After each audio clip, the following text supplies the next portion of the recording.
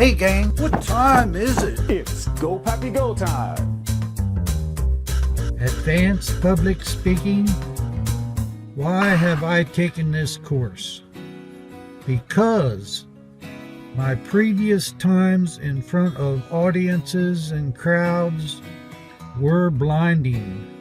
I could look out into the audience and see a bunch of blurred faces.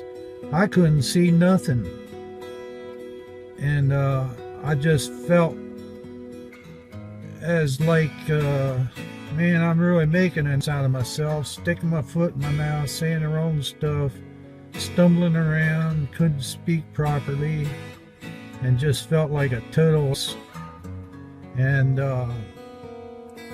with all that being said, it was exhilarating that I accomplished something I was afraid to do.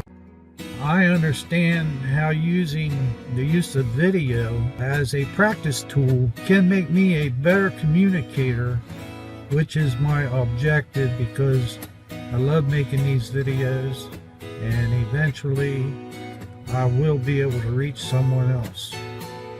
So let's do this together.